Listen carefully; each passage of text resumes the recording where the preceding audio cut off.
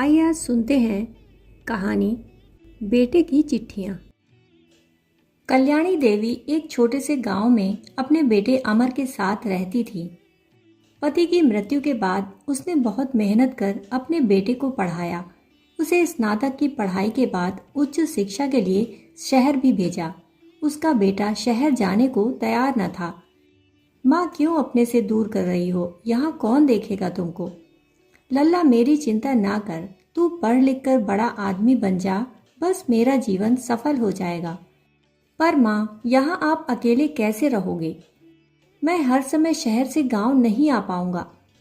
यहाँ सब गांववासी हैं ना मेरे साथ। तू मेरी चिंता मत कर, तू बस पढ़ लिख कर बड़ा अफसर बन जा, मेरा जीवन सफल हो जाएगा। ठीक है माँ, जैसी तेरी मर्जी। ये कह कल्याणी देवी के बेटे ने उनसे विदा ली और चल पड़ा अपने सपनों को खोजने। शहर से हर माह उसका बेटा उसके लिए खत लिखता। कल्याणी देवी बड़े चाव से उसका खत पढ़ती। हालांकि वह केवल 5वीं कक्षा तक ही पढ़ी थी, किंतु उनके बेटे ने उन्हें इतना पढ़ना लिखना तो सिखा ही दिया था कि वह खत पढ़ सकती थी। कभी कभी वह अपनी गांव की सहेलियों को भी खत पढ़कर सुनाती थी। सब ऐसा होनहार बेटा होने पर मन ही मन उससे ईर्ष्या भी करते। हर माह की तारीख को जब डाकिया आवाज लगाते हुए आता तो वह अपने घर के दरवाजे पर उसकी प्रतीक्षा करती। लो माई, तुम्हारे लल्ला का खत आ गया, अब जी भरकर पढ़ लो, डाकिया हंसते हुए कहता। जब उसके बेटे ने कॉलेज में प्रथम स्थान प्राप्त किया था तब वो उसे पढ़कर बहुत रोई। फिर उन्होंने पूरे मोहल्ले को लड्डू बांटे थे। डाकिया भी उनकी इस खुशी में शामिल हुआ था। आज मेरी मेहनत सफल हो गई, मेरा लल्ला अब बड़ा अफसर बनेगा, खूब कमाएगा। फिर तो तेरी किस्मत खुल जाएगी कल्याणी, पैसों में खेलेगी तू, भगवान ऐसी औलाद सबको दे। गांव की औरतों ने ईर्ष्या भाव से कहा। अरे मुझे क्या जरूरत है पैसों की, लल्ला अपना कमाए और खाए, बस मैं तो उसे तरक्की करते देखना चाहती हूँ। कल्याणी देवी बोली। बेटे ने पढ़ लिख कर शहर में ही नौकरी करने की सोची। हालांकि उसने कल्याणी देवी को भी अपने पास बुलाना चाहा, पर उन्होंने मना कर दिया। बोली, मैं भली मेरा गांव भला। बेटा हर माह मनी ऑर्डर से पैसे भेजता और साथ ही खत भी। कल्याणी देवी को मनी ऑर्डर से ज्यादा खत का इंतजार रहता। ला डाकिया बाबू, मेरे लल्ला का खत दे। माई, साथ में ये मनी ऑर्डर भी तो है, डाकिया बोला। ओहो, रख दे उधर और बता कहाँ नाम लिखूं।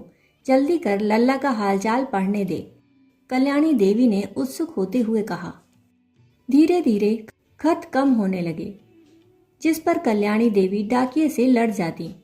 क्यों रे, तू आजकल सही से काम नहीं करता, मेरे लल्ला का खत खो देता है तू। अरे माई, मैं ऐसा क्यों करूँगा, आज तक कभी हुआ है ऐसा? अब तुम्हारा बेटा केवल मनी ऑर्डर ही भेजता है तो मैं वही दूंगा ना, डाकिया हर बार बोलता। बहुत महीने बीत गए। अब कल्याणी देवी के बेटे का केवल मनी ऑर्डर आता था।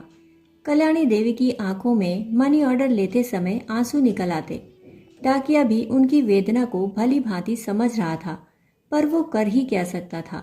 आजकल के बच्चे माँ के दर्द को समझ ही नहीं सकते। वो बेचारी अपने बेटे के हाथों से लिखे खत का इंतजार करती रहती और बेटा खत नहीं केवल पैसा भेजता। उसकी माँ को पैसे नहीं, उसके हाथों से लिखे 2 मीठे बोलों का इंतजार रहता।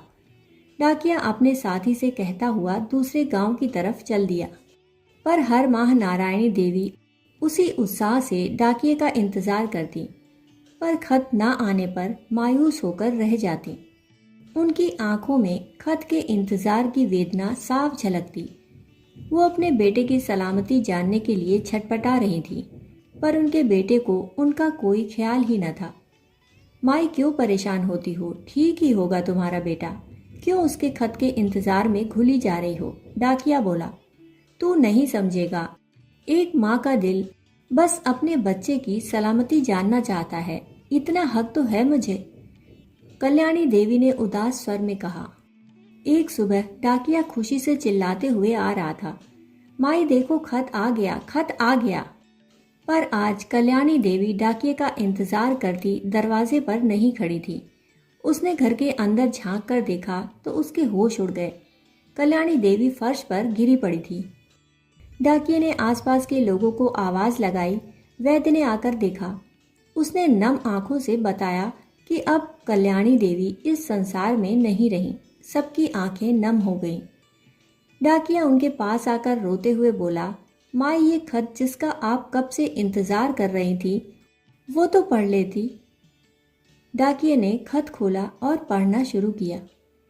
माँ, मैं सकुशल हूँ। आशा करता हूँ आपको समय से मनी ऑर्डर मिल जाता होगा। आपको बताना चाहता था कि मैंने शादी कर ली है और अब नई नौकरी के सिलसिले में मैं दूसरे शहर में बस गया हूँ। पता भेजकर क्या करूँ? आप तो आएंगी नहीं।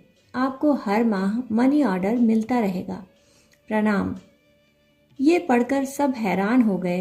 तभी एक बुजुर्ग की निगाह मेज पर पड़े खत पर पड़ी। उसने खत खोलकर डाकिये को पढ़ने को दिया। खत कल्याणी देवी ने लिखा था। गांव के साथियों, आपका धन्यवाद जो मुझे इतना प्यार दिया। आप सबसे विनती है कि मेरी मृत्यु की खबर मेरे बेटे को ना दी जाए और हर माह जो मनी ऑर्डर मेरा बेटा भेजता है उसे गांव के सरपंच गांव की भलाई के लिए इस्तेमाल करें। सबको आशीर्वाद, कल्याणी। इस खत ने गांव वासियों को भाव विभोर कर दिया। कल्याणी देवी मरने के बाद भी गांव के प्रति अपने कर्तव्य को नहीं भूली थी और उनका बेटा जीते जी अपनी बूढ़ी माँ के प्रति अपने कर्तव्य को भूल गया। अभी आप सुन रहे थे कहानी बेटे की चिट्ठियाँ।